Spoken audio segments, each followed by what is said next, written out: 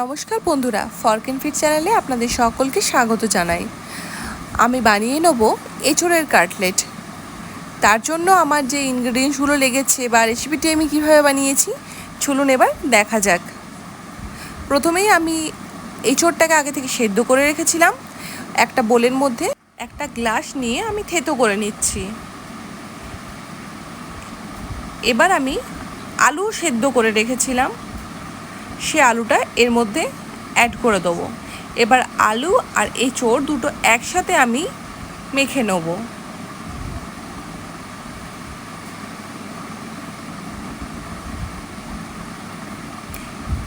এই দুটো মাখা হয়ে গেছে। এদিকে আমি কড়াই তেল দিয়ে দিয়েছি,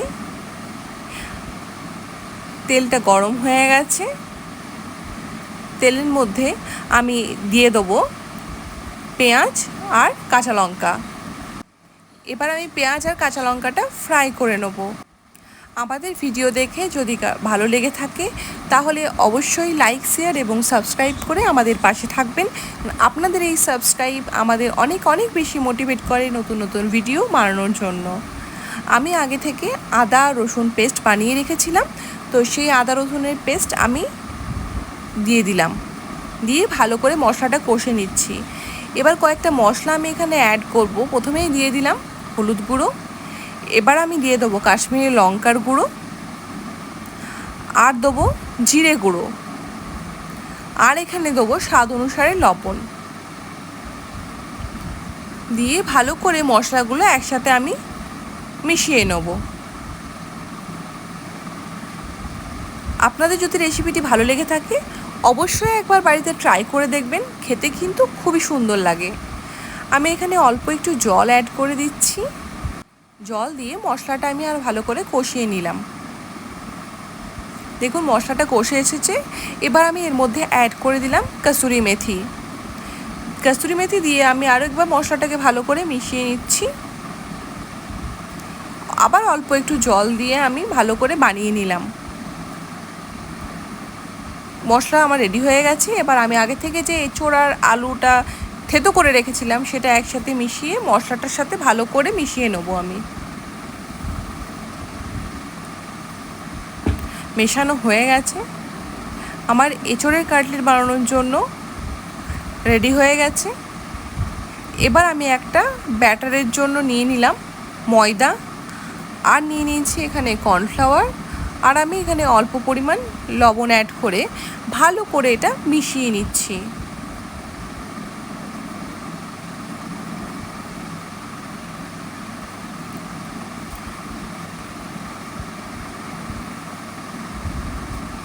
এবার আমি এর মধ্যে অ্যাড করে দেবো জল।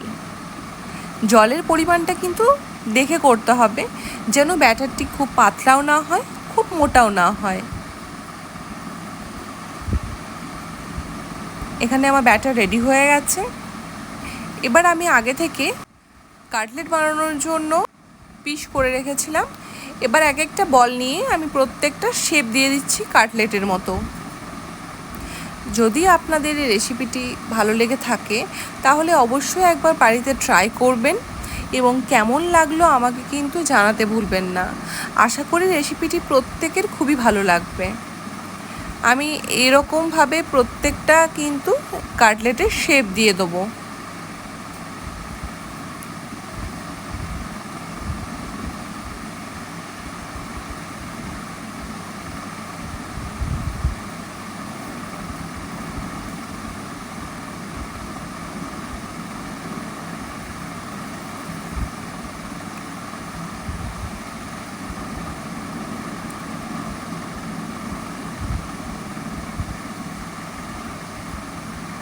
এরকম করে আমি প্রত্যেকটা শেপ দিয়ে দিয়েছি।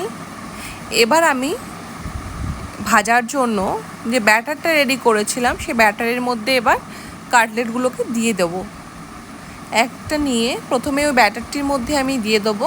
তারপর আমি একটা ব্রেড ক্রাম্ব রেডি করেছি, তো সেটার মধ্যে এটা আমি দিয়ে কোটিং করে নেব।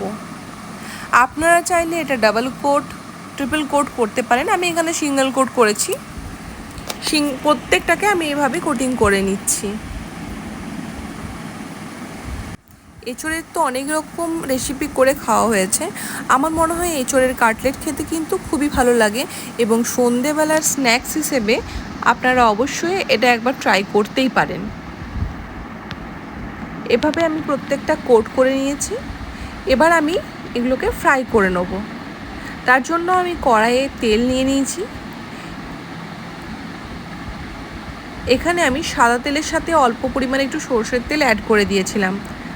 আপনারা চাইলে এখানে শুধু সাদা তেল কিংবা শুধু সরষের তেলেও করতে পারেন। তেলটা আমার গরম হয়ে গেছে।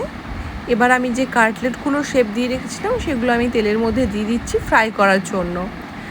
আর হ্যাঁ, গ্যাসের সিমটা কিন্তু অবশ্যই লো ফ্লেমে রাখবেন।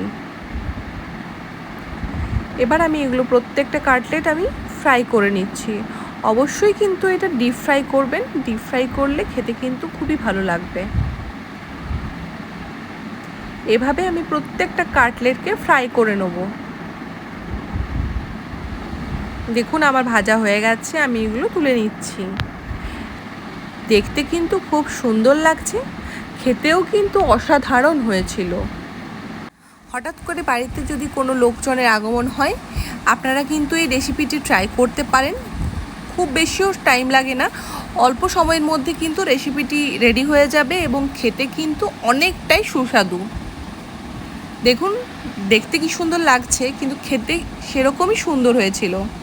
রেসিপিটি ভালো লেগে থাকলে লাইক, শেয়ার, সাবস্ক্রাইব করে দেবেন। ধন্যবাদ।